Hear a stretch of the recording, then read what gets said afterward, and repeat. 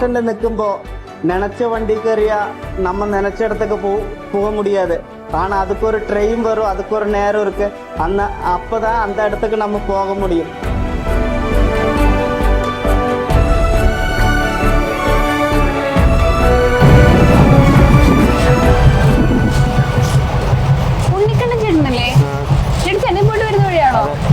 വിജയചന്ദ്രനെ കണ്ടോ? കണ്ടു. എന്ത് പറഞ്ഞു വിജയണ്ണൻ? വിജയണ്ണൻ ആ നനച്ച വണ്ടി കേരളത്തേക്ക് കൊണ്ടുവരുള്ളൂ പറഞ്ഞിട്ടാണ് പായുന്ന കുതിര പറഞ്ഞിട്ട് പോയത്. ആ നനച്ച വണ്ടി കിട്ടിയിട്ടാണ് കേരളത്തേക്ക് തിരിച്ചു വരുന്നത്. നനച്ച വണ്ടി കിട്ടണമെങ്കിൽ 8 മണിക്കാ വണ്ടി പറഞ്ഞ നമ്മളൊരു 7:30 വന്നിട്ട് 8 മണിക്ക് വന്ന് നിന്നിട്ട് കാര്യമില്ല. നനച്ച ട്രെയിനിന് വെയിറ്റ് ചെയ്യുന്നു വേണം. ആ നനച്ച ട്രെയിൻ നമുക്ക് കിട്ടി മുത്തുകളെ. അതാണ് കേരളക്കാരെ മുഴുവൻ കാത്തിരുന്ന ഒരു മൂമെന്റ് ആണ്. അതിന്റെ സന്തോഷം ഞങ്ങൾക്കുണ്ട്. എത്രത്തോളം ഉണ്ട്? ആളുകൾ ഇപ്പൊ ഭയങ്കര ബിസി ആയിരിക്കുകയാണ്. ആളുകൾ സന്തോഷം അറിഞ്ഞിരിക്കുകയാണ്. എന്ത് തോന്നി ഈ സമയത്ത്? ഈ 4ാം ക്ലാസ്സുകാരൻ ഉണ്ണിക്കണ്ണൻ ഇപ്പോഴും ഞാൻ ചോദിക്കും, ഞാൻ ആരാണ് ഏട്ടാ? എനിക്കൊന്നും വിശ്വസിക്കാൻ പറ്റില്ല. ഇപ്പോഴും ഒരു സ്വപ്നമാണ്. ഇത് യാഥാർത്ഥ്യമാണോ എന്ന് പോലും എനിക്ക് വിശ്വസിക്കാൻ പറ്റില്ല. നിങ്ങളെ പോലെ തന്നെ എനിക്കും. വിജയണ്ണ എന്ത് പറഞ്ഞു? ഞങ്ങൾ അതാണ് കാത്തിരിക്കുന്നത്. നിങ്ങൾ തമ്മിൽ കാണുന്ന ഒരു മൂമെന്റ് ഉണ്ടല്ലോ, അതെങ്ങനെ ഉണ്ടായിരുന്നു? എനിക്ക് തിരുവനന്തപുരത്ത് നിന്ന് ഒരു കോള് വന്നു. തിരുവനന്തപുരത്ത് ഇന്റർവ്യൂ എടുത്ത ചേട്ടൻ വിളിച്ചു. എന്താണ് ഉണ്ണിക്കണ്ണൻ ഇപ്പൊ എങ്ങനെയുണ്ട് ചോദിച്ചു. കോയമ്പത്തൂർ വെച്ച് ഓഡിഷൻ ചെയ്ത ചേട്ടൻ വിളിച്ചിട്ട് ഫോൺ വരും പറഞ്ഞു. ഒരു ദിവസം വന്നു അതിൽ കാലിലും മുറിവ് കാണിച്ചു കൊടുത്ത പിറ്റേ ദിവസം വരുന്ന വഴി എവിടെ എത്തി വെച്ചപ്പോ ഇന്ന സ്ഥലത്താണ് പറഞ്ഞു. അപ്പൊ ഇന്ന സ്ഥലത്ത് വണ്ടി വരും പറഞ്ഞു. ആ വണ്ടി വന്ന് എന്നെ അവിടെ നിന്ന് കൊണ്ടുപോയി ശരിയെണ്ണൻ കാണാൻ പറഞ്ഞു. വലിയൊരു ഹോട്ടലിൽ കൊണ്ടുപോയി ഭക്ഷണമൊക്കെ തന്നിട്ട് അവിടെ ഇരിക്കുകയും പറഞ്ഞു. കുറച്ച് കഴിഞ്ഞ് വണ്ടി വരും പറഞ്ഞു. അങ്ങനെ വണ്ടി വന്ന് കയറി പറഞ്ഞു പോയിട്ട് ആ ലൊക്കേഷനിൽ പോയ പടത്തിന്റെ പ്രൊഡ്യൂസർ വന്നിട്ട് ചേട്ടന്റെ ഇത്രയും വലിയൊരു പ്രൊഡ്യൂസർ വന്നിട്ട് സാറ് ഷൂട്ടിലാണ് കുറച്ചു നേരം ആ കാറിനെ നിർത്തി എനിക്കറിയില്ല എന്താ സംഭവിച്ചത്. അത് കഴിഞ്ഞിട്ട് ആ കാറിൽ ചായയൊക്കെ തന്ന് അവിടെ ഇരുന്ന് പറഞ്ഞു പുറത്ത്. എന്നിട്ട് അവിടുത്തെ കാറിന് പ്രൊഡ്യൂസർ വന്ന് കൂട്ടിട്ട് പോയിട്ട്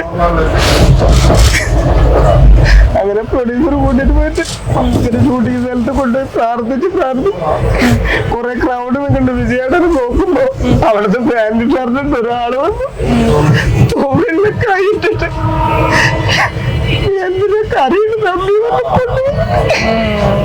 എനിക്കൊന്നും അറിയില്ല. നമ്മുടെ ഒരു കൂട്ടുകാരൻ അല്ലെങ്കിൽ വീട്ടിനടുത്തുള്ള ഒരാള് എനിക്ക് വിജയേട്ടനെ തൊഴിൽ കഴിട്ടത് പോലെ നമുക്കായിട്ട് പറയണ്ടെന്ന് എനിക്കറിയില്ല. എന്നിട്ട് കേരവല്ലെ കൊണ്ടിട്ട് കയറി പറഞ്ഞിട്ട് സാറ് കയറി പറഞ്ഞല്ല എല്ലാം കയറി പറഞ്ഞപ്പോ എന്റെ തമ്പി കയറി പറഞ്ഞ് കേരവല്ല് തൊട്ടുനൂറ് വെച്ചിട്ട് ആ കേരവല്ല് കയറിയപ്പോ ഒരു വെള്ളം കുടിക്കാൻ തന്നിട്ട് അവിടെ ഇരിക്കും പറഞ്ഞില്ല. അണ്ണന്റെ മുന്നിൽ ഞാൻ ഇരിക്കില്ല പറഞ്ഞ അവിടെ ഇരിക്കും പറഞ്ഞ എടുത്തിട്ട് എന്തിനാ തമ്പി നീ ഇങ്ങനെ ചെയ്തു ചോദിച്ചു. അല്ലെങ്കിൽ എങ്ങനെയും വന്ന് എന്നെ ഇവിടെ പറഞ്ഞ കാണാൻ പറ്റില്ല. മാനാട് വന്നു, ഇലക്ഷൻ വന്നു, ജൂലൈ 3 വന്നു, കേരളത്തിൽ വന്നു. അങ്ങനെ ഭയങ്കര ഇഷ്ടമാണ്. ഇതാണ് പറഞ്ഞു പണ്ടം പറഞ്ഞു. അന്ന് കണ്ണ് കലങ്ങി പൊട്ടിട്ടാണ് അന്ന് ഇരുന്നിട്ട് ഞാനൊന്നും ഒരിക്കലും ചെയ്യണ്ട, ഞാനൊരു സാധാരണക്കാരനെ എന്നെ കൊണ്ട് പറഞ്ഞു. എന്നിട്ട് വീട്ടിൽ ആരൊക്കെ ഉണ്ട് എന്റെ കാര്യങ്ങളൊക്കെ പറഞ്ഞപ്പോ കണ്ണ് കലങ്ങി നെഞ്ചു പൊട്ടിയിരുന്നു. അതാണ് നമ്മുടെ വിജയണ്ണൻ. എന്റെ കാലിന്റെ മുറി നോക്കിയിട്ട് വിജയണ്ണൻ കണ്ണ് കലങ്ങിയിട്ടാണ് ഇരുന്നത് സങ്കടത്തോടെ.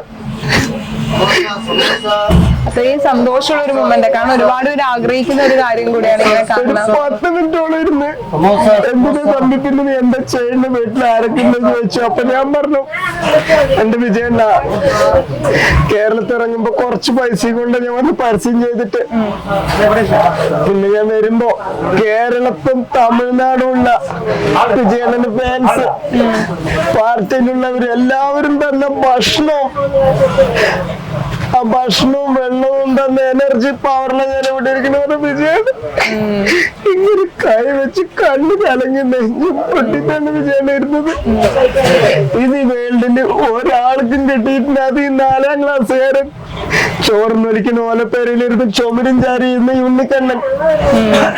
എനിക്ക് പിന്നെ വിജയണ്ണൻ പറയുമ്പോ നമ്മുടെ ഒരു കൂട്ടുകാരൻ അല്ലെങ്കിൽ വീട്ടിലൊരാള് അത്രേ ഉള്ളൂ.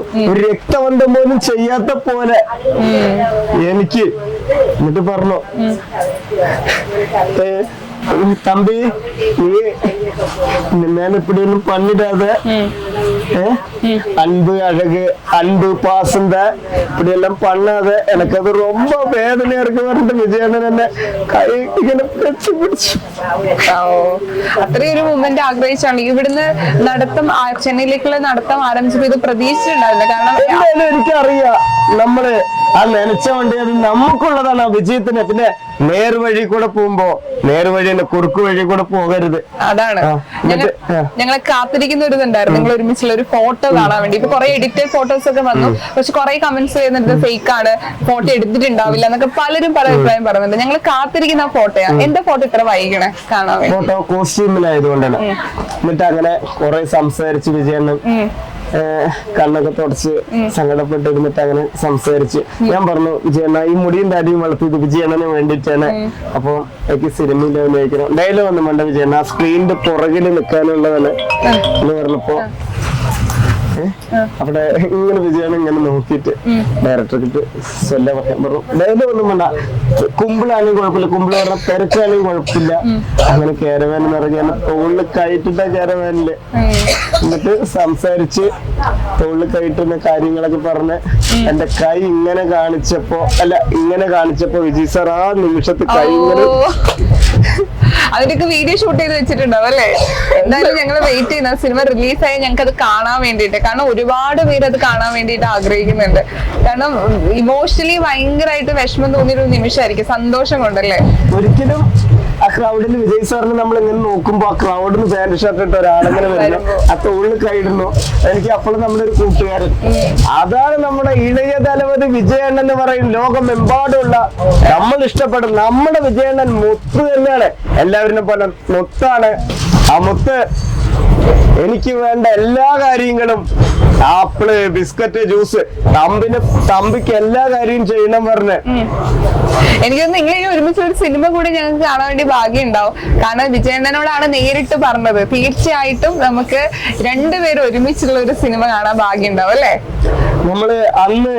നമ്മൾ ജനിക്കുമ്പോ ഒന്നുമില്ലാണ്ട് വരുന്നത്, മരിച്ചു പോകുമ്പോഴും ഒന്നുമില്ലാണ്ടാണ് വരുന്നത്. തീർച്ചയായിട്ടും ആ ജനിക്കുമ്പോ ദൈവം തലയിൽ എഴുതി വെച്ചിട്ടുണ്ടെങ്കിൽ, ആ തലക്കുറി സത്യമാണെങ്കിൽ, നമ്മൾ ഇറങ്ങിത്തിരിച്ച അത് സത്യമാണെങ്കിൽ, അതില് കള്ളത്തരമൊന്നുമില്ല, നേർവഴിയാണെങ്കിൽ, ഭാഗ്യമുണ്ടെങ്കിൽ, ആ പടത്തില് ദൈവാനുഗ്രഹം ഉണ്ടെങ്കിൽ, നിങ്ങളുടെയൊക്കെ പ്രാർത്ഥന ഉണ്ടെങ്കിൽ നമുക്ക് ആ പടത്തില് ഭാഗ്യം വിധിയും വേണം. നമ്മളെല്ലാ പടത്തിലും ഇല്ല, അത് യോഗമാണ്.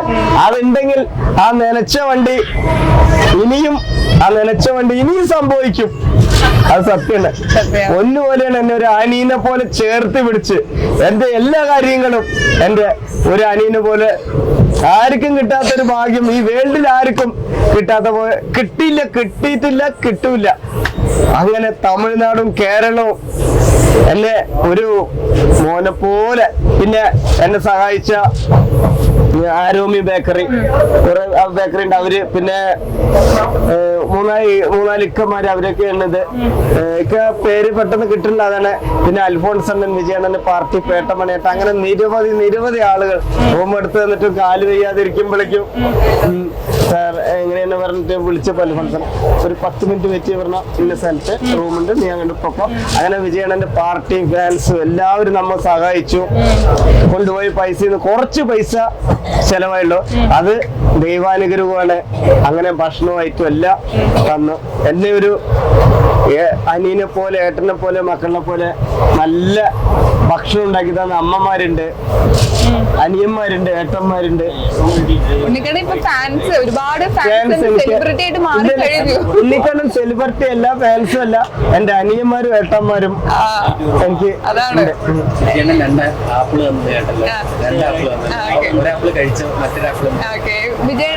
വിജയന് 2 ആപ്പിൾ ഞാൻ കേട്ടു, ഒന്ന് കഴിച്ചു, മറ്റേ ആപ്പിൾ എന്ത് ചെയ്തു?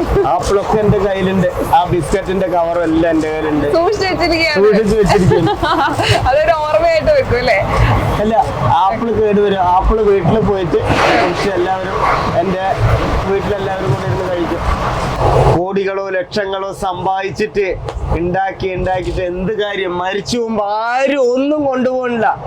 നമുക്ക് 10 രൂപ ഉണ്ടെങ്കിൽ ഒരു പിടി ഇപ്പോ മണിച്ചേട്ടനവരൊക്കെ പറയുന്നുണ്ട്, കാശ് കൊടുത്തതല്ല ഭക്ഷണം കൊടുത്ത ഭക്ഷണം മതി. അപ്പൊ ഒരു ഭക്ഷണം കൊടുക്കണേന്ന്, അപ്പൊ എന്തുണ്ടാക്കിയില്ലല്ല, അപ്പൊ ഒരു ഭക്ഷണം കൊടുത്ത് ഹാപ്പിയായി എൻജോയ് ചെയ്തിരിക്കുക. നാളെ പുതിയ പടം, ഒരു വലിയൊരു ആർട്ടിസ്റ്റിന്റെ പടത്തില് നാളെ പോണം. അപ്പൊ ബാക്കിയൊന്നും ഞാൻ പറയുന്നില്ല. അപ്പൊ അതാണ് എത്ര കിലോമീറ്റർ നടന്നിട്ടുണ്ടായിരുന്നു ഇപ്പൊ ചെന്നൈയിൽ എത്താൻ വേണ്ടിട്ട്? ഒരു 650 മേലെ നടന്നു. അതിന് മേലെ എനിക്ക് കറക്റ്റ് അതിന് മേലെ നടന്നിട്ടുണ്ടാവും എനിക്ക്. എത്ര ദിവസം കൊണ്ട് ചെന്നൈയിലെത്തിയ? ഏകദേശം ഒരു 35 ദിവസം, 34-35 ദിവസം. ഈ ദിവസം ഇത്രയും ചിലപ്പം ഈ പറഞ്ഞ ആൾത്തിരക്കുള്ള സ്ഥലം ഉണ്ടാവുക, ഇല്ലാത്ത സ്ഥലം ഉണ്ടാവുക, അപകടം പിടിച്ച സ്ഥലത്തെ കൂടി യാത്ര ചെയ്യണം. പക്ഷെ ഈ സമയത്ത് എന്തെങ്കിലും അപകടകരമായിട്ടുള്ള സംഭവങ്ങൾ നടന്നിട്ടുണ്ടോ? കാരണം അത്രയും ധൈര്യം സംഭരിച്ചാണ്. കോയമ്പത്തൂര് എത്തുമ്പോ ഒരു ബൈക്കിന്റെ അടുത്ത് ഇങ്ങനെ ഇവിടെ തട്ടിയിട്ട് വരാൻ ചീത്ത പറഞ്ഞു. ഇങ്ങനെ സൈഡ് ഞാൻ എന്നിട്ട് ഒതുങ്ങി നടക്കായിരുന്നു. ഹൈവേയിലൊക്കെ പേടിയായിരുന്നു. കുറെ പേര് എനിക്ക് പറഞ്ഞു, എന്താണ് ഡാൻസ് മാസ്റ്റർ ഏട്ടൻ വിജിൻ പ്രതാപ് ഏട്ടൻ വിളിച്ച് പറഞ്ഞു, ഡാൻസ് മാസ്റ്റർ ഏട്ടൻ നോക്കണം. കുറെ ആൾക്കാർ വിളിച്ച് സൈഡിൽ കൂടെ പോകണം. അങ്ങനെ കുറെ ഇതുണ്ടായിട്ട് ഒരു ഇതുമില്ലാതെ ഒരു ദിവസം ഞാൻ ഇങ്ങനെ ബാഗത്ത് നോക്കി ഒരു ബസ് സ്റ്റാൻഡിലിരിക്കുമ്പോ ഒരു കടയിലൊരു തമ്പി മൊബൈൽ നോക്കിയിരിക്കുക. എന്നെ കണ്ട് ചാടി വന്നിട്ട് അങ്ങനെ ഉണ്ണിയേട്ടാ എന്നൊക്കെ പറഞ്ഞ തമ്പി അണ്ണ എന്നൊക്കെ പറഞ്ഞ് അവിടെ ഭക്ഷണം കഴിച്ച് പോയാൽ മതി പറഞ്ഞിട്ട് അവിടെ പറമ്പില് ഭക്ഷണമൊക്കെ ഉണ്ടായി കഴിയുമ്പോ ഭക്ഷണം കഴിച്ചുകൊണ്ടിരിക്കുമ്പോ ഒരു സംഭവം ഉണ്ടായി. ഭക്ഷണം കഴിച്ചുകൊണ്ടിരിക്കുമ്പോ ഒരു ഫോൺ വന്നു.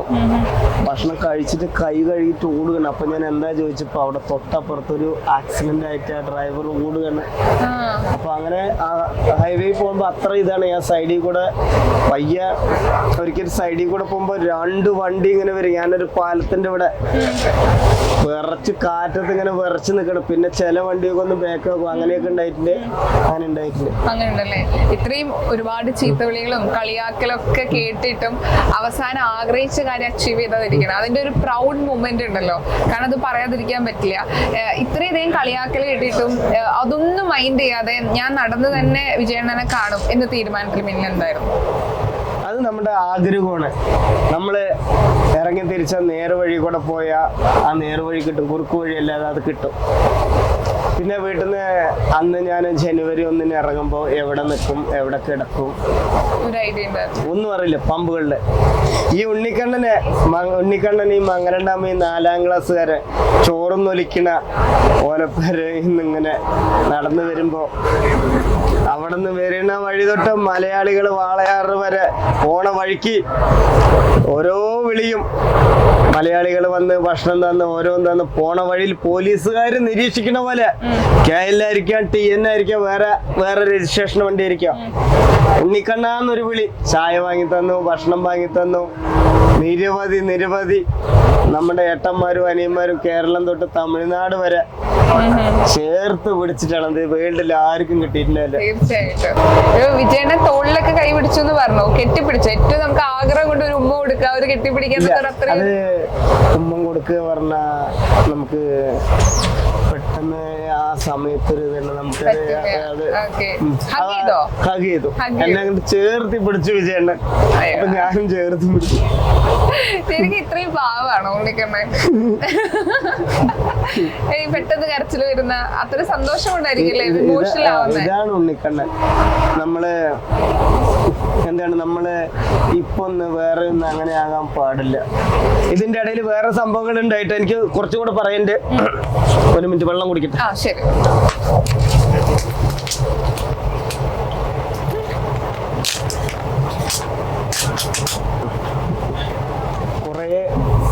കുറെ കോളുകൾ വന്നു, എന്നെ ഭീഷണിപ്പെടുത്തി. എന്നിട്ട് നാളൊരു പള്ളിയിൽ കിടന്നിട്ട് അങ്ങനെ കിടക്കുമ്പോൾ ഒരുത്തം വിളിച്ചു. അവൻ വിളിച്ചപ്പോ തമാശാണ് പറഞ്ഞ. തമാശാണ് നീ അറിയില്ലേ, അവൻ പോലീസ് അല്ലാന്ന് അറിയില്ല, നിന്റെ കുറെ റെക്കോർഡുകളുണ്ട് എന്നൊക്കെ പറഞ്ഞ ഒരുത്തം പറഞ്ഞു. തമാശാണ് നീ നടന്നുകൊണ്ടിരിക്കുമ്പോ പോലീസാണ് വിളിച്ചിട്ട് തമാശാണെന്ന് അറിയില്ല എന്ന്. പിന്നെ ഭീഷണികൾ കുറെ ഉണ്ടായി. നെറ്റ് കോളെന്ന് വന്നത് അതെനിക്ക് അറിയില്ല നെറ്റ് കോളാണെന്ന്. അതെന്റെ ഒരു ഫ്രണ്ട് വിളിച്ചിട്ട് നെറ്റ് കോളാണ് പറഞ്ഞ. പല ഭീഷണികൾ ഉണ്ടാവും. അപ്പോ എല്ലാവർക്കും ഒരു കാര്യം ഞാൻ പറയണേ, നമ്മൾ എന്തെങ്കിലും ആകെ ഇറങ്ങിത്തിരിക്കുമ്പോ വീട്ടിൽ കിടന്നുറങ്ങിയിട്ട് നമ്മളൊരാൾ ചെയ്യുമ്പോ അത് വേണ്ട, അത് കിട്ടില്ല, അങ്ങനെയാണ് പറഞ്ഞ് നെഗറ്റീവ് പറയില്ല. അവർക്ക് വേണ്ടിയിട്ട് ഒന്നും ചെയ്യാൻ പറ്റും, സപ്പോർട്ട് ചെയ്യാം. തീർച്ചയായിട്ടും. പിന്നെ എനിക്ക് പറയാനുള്ളത്, നമ്മൾ എന്തെങ്കിലും ഒരു വഴിക്ക് പോകുമ്പോ പോയി ഒന്ന് വൈറലായ ശ്രദ്ധിക്കേണ്ട ഒരു കാര്യമുണ്ട്. മുതലെടുക്കാൻ വേണ്ടി നിരവധി ആളുകൾ വരും. അതിൽ നമ്മളത് നന്നായി സൂക്ഷിച്ച് കൈകാര്യം ചെയ്തിരിക്കും. നല്ല 8ന്റെ അല്ല 16ന്റെ മേലെയുള്ള പണികൾ വരും. അതേപോലെ എല്ലാവരും അല്ല ചങ്ക് പോലെ കൂടെ നിൽക്കണ, രക്തബന്ധം പോലെ ചെയ്യാത്തത്, അങ്ങനെയുള്ള നന്മ നിറഞ്ഞ പവിഴം പോലെ നന്മ നിറഞ്ഞ, നമ്മുടെ വയറ്റുമുണ്ട് പോലെ മനസ്സ് നിറഞ്ഞ ചങ്ക് പോലെ നമ്മളെ ചേർത്തി കഷ്ടപ്പാടിലും ഇഷ്ടം പോലെ എൻ്റെ മൻസൂർ, വിലാസേട്ടൻ, വിവേക് കൊടുങ്ങൂർ, ഒരു പാലക്കാട് ചാമിയച്ചൻ, അങ്ങനെ നിരവധി ആളുണ്ട്. പിന്നെ യാതിലൊക്കെ വിളിച്ച് കരയായിരുന്നു. കാരണം എനിക്കൊന്നും യാതിലേക്ക് അറിയാം എൻ്റെ വേദന എന്താണെന്ന്. മെസ്സി സാറിനെ കാണാൻ വേണ്ടി അപ്പൊ യാതിലൊക്കെ വിളിച്ചു, ഉണ്ണി എനിക്കൊന്നും പറയാൻ കിട്ടില്ല. യാതിലക്കനെ ഞാൻ വിളിച്ചപ്പോ യാതിലേക്ക് ഫോണ് കിട്ടിയില്ല. ജൽസിലൊക്കെ വിളിച്ചു പറഞ്ഞു എന്നെപ്പോ, ജൽസിലൊക്കെ വിളിച്ചു പറഞ്ഞു, എന്നെ വിളിച്ച് കരയായിരുന്നു. അപ്പോ കട്ടക്ക് ചങ്ക് പോലെ രക്തബന്ധം പോലെ കൂടെ നിൽക്കും. അതുപോലെ ബാലച്ചേട്ടൻ കെട്ടിപ്പിടിച്ചതിന് ഉമ്മൻ തന്നു. അതേപോലെ നിരവധി എന്നെ ചേർത്ത് പിടിച്ചത് ആർട്ടിസ്റ്റുകളുണ്ട്, പ്രൊഡ്യൂസർമാര്, ഡയറക്ടർ. ഇവരൊക്കെ ഷാജി പട്ടിക്കര ചേട്ടൻ വിളിച്ചു, പാഷാൺ ഷാജി ചേട്ടൻ വിളിച്ചു, വിനീ പോർട്ടി ചേട്ടനെ വിളിച്ചു. എല്ലാവരും ഭയങ്കര സപ്പോർട്ടിലാണ്. അപ്പോ നമ്മൾ വയറിലാകണി മുതലെടുക്കാനായിട്ട് അങ്ങനെ കുറെ ഉണ്ടാവും. നമ്മൾ അതൊക്കെ ശ്രദ്ധിക്കുക. പക്ഷെ നല്ല ചങ്ക് പോലെ വേണ്ട. 40 കിലോ കുറച്ച് 1 ലക്ഷം, 20 കിലോ കുറച്ച് 50,000, 15 കിലോ കുറച്ചപ്പോ അവിടെ ഒരു പരസ്യത്തിന് പോയപ്പോ യാതിലേക്കും ദിൽസിലേക്കും തന്നാണ് ഈ ഫോണിൽ ക്ലാരിറ്റി ഇല്ല പറഞ്ഞിട്ട്. ഇത് ഫോട്ടോ വിജയനെ കാണുമ്പോ ഫോട്ടോ എടുക്കണമെന്ന് പറഞ്ഞല്ലേ തന്നെ, ഇതിലെടുത്തോ? കോസ്റ്റ്യൂമിലായതുകൊണ്ട്. അപ്പോ ചങ്ക് പോലെ നിറകുടമായി നല്ല മനസ്സും മനസ്സിലുള്ള നമ്മുടെ രക്തബന്ധം പോലും ചെയ്യാത്ത എനിക്ക് കുറെ ചങ്കുകള് ഉണ്ട്. എന്റെ മൻസൂറെ മുത്ത് ഉണ്ണിക്കണ്ണ പൈസ അയച്ചിട്ട് നീ പെട്ടെന്ന് പോയി കേക്ക് മുറിക്കുമ്പോട്ടായി. അപ്പൊ ഞാൻ എങ്ങനെ ഉണ്ണിക്കണ്ണ ഈ പൈസ തരും ചോദിച്ചപ്പോ മൻസൂർ പറഞ്ഞേ, നീ വിജയണ്ണനെ കണ്ട് സിനിമ അഭിനയിച്ചിട്ട് ബുദ്ധിമുട്ടും കഷ്ടപ്പാടുമുള്ള, പഠിക്കാൻ ബുദ്ധിമുട്ടുള്ള അവർക്ക് കൊടുക്കല്ലേ, വെയ്യാത്തവർക്ക് കൊടുത്തെന്ന് ഞാൻ ആലോചിക്കുണ്ണിക്കണ്ണ പറഞ്ഞു. തിരുവനന്തപുരത്ത് പരസ്യത്തിന് പോയിട്ടും ആർദ്ര ചേച്ചിയവന്റെ അവൻ എൻ്റെ അടുത്ത് വന്നില്ല. ഇപ്പൊ അവിടുന്ന് ഇറങ്ങിയപാട് ഒരുപാട് കോൾസ് അല്ല വരുന്നത്, കോൾസ് വന്നിട്ടുണ്ട്, മെസ്സേജും കോൾസ് ഒക്കെ ഇഷ്ടം പോലെ വന്നോണ്ടിരിക്കുകയാണല്ലേ. ഇത് നമ്മുടെ ഹെയർ ചെയ്തത് അണ്ണനോടുള്ള ഒരു സ്നേഹം കൊണ്ടാണല്ലോ. ഇനി ഇത് മുറിക്കോ, കട്ട് ചെയ്യോ, അതോ എപ്പോഴും ഇത് മെയിൻറ്റെയിൻ ചെയ്യോ? അത് ഞാൻ സിനിമ വന്നു കഴിഞ്ഞാൽ സിനിമയിൽ അഭിനയിക്കണം, അത് കുറച്ചൊരു തച്ചയുള്ളൂ, അങ്ങനെ കൂടുതൽ മുറിക്കാൻ വഴിയില്ല. ഒരു മിനിറ്റ് കേട്ടോ, വിളിച്ചോ. എന്തായാലും നമ്മളൊരു കാര്യം ആഗ്രഹിച്ചു കഴിഞ്ഞാൽ അത് നമുക്കത് കിട്ടും, അതിലൊരു മാറ്റവും ഇല്ല.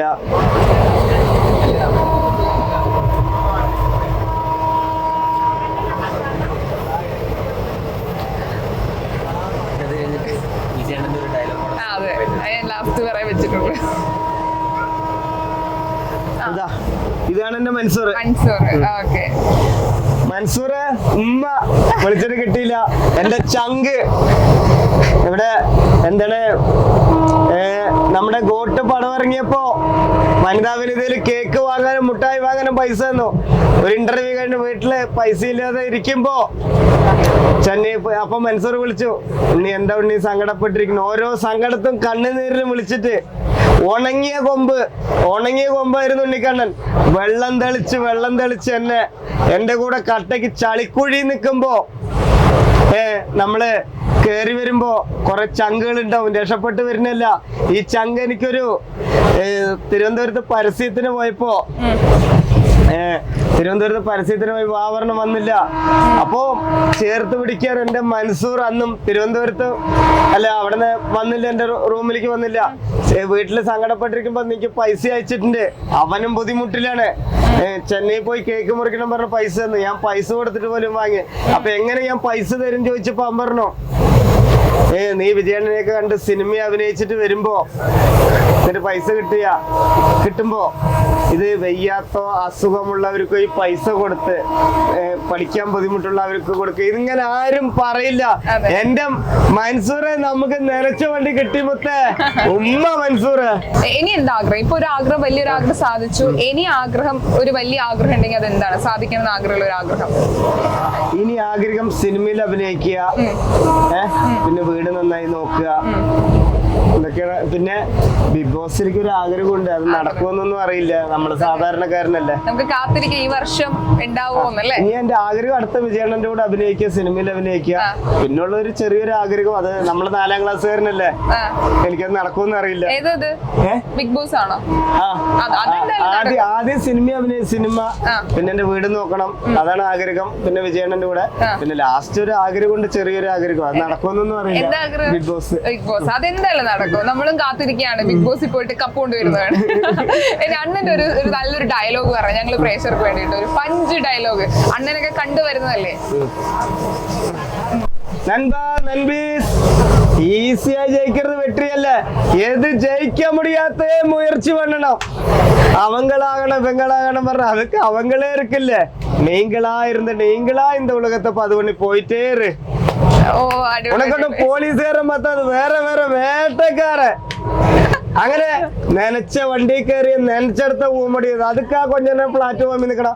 அப்பதான் அந்த വണ്ടി വരും, அப்பதான் அந்த இடத்த போக முடியும். അപ്പൊ ആ നനച്ച വണ്ടിയിലാണ് ഇരിക്കണേ. എന്തെങ്കിലും പ്രശ്നം വന്നാൽ വഴിമുട്ടി നിൽക്കണേ. 4ാം ക്ലാസ്സുകാരെ ഉണ്ണിക്കണ്ണ ആലോചിക്കുക. എന്നെ സപ്പോർട്ട് ചെയ്ത് എന്നെ കുറ്റം പറഞ്ഞ എല്ലാവർക്കും നന്ദി. ഉണ്ണിക്കണ്ണൻ മംഗൾഡാമിന് ഹൃദയം നിറഞ്ഞ ഉമ്മ. ഒരുപാട് സന്തോഷം ഉണ്ണിക്കണ്ണൻ, ഞങ്ങൾക്കൊക്കെ ഒരു പ്രചോദനമാണ് കേട്ടോ. അപ്പം നനച്ച വണ്ടി അണ്ണന് കിട്ടി. ഇനി എന്റെ നനച്ച വണ്ടി ഞാൻ പോട്ടെ. ബൈ.